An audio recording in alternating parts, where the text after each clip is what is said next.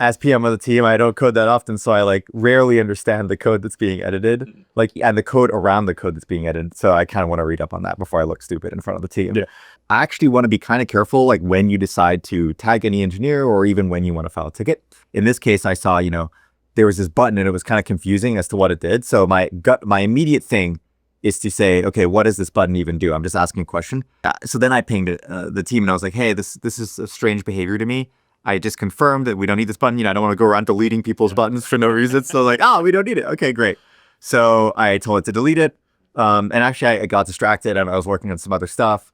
Saw the change. We went back and forth. So I created a PR and I saw that my PR got approved, but there was a test failure. And, I have become so lazy. Like the moment I'm like, I've got to go into like Buildkite and like look at the test logs, it's like, but the app has all these great skills. And so I could just click into the skills tab and I'd just be like, Buildkite.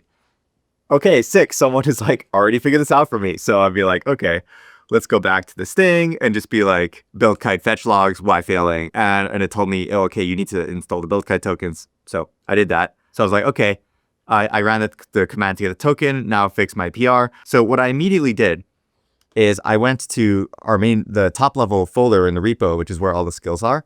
And I just asked it to fix this problem. I had to ask you how to set the Buildkite token. I don't want you to have to do that next time. So, read the rollout, reflect on what might fix it, and like update the skill. I probably could have just said update the skill, but I feel like kind of helping it like know how to think through it results in higher quality, especially because I'm often using Codex on low, which I think is like an underrated technique.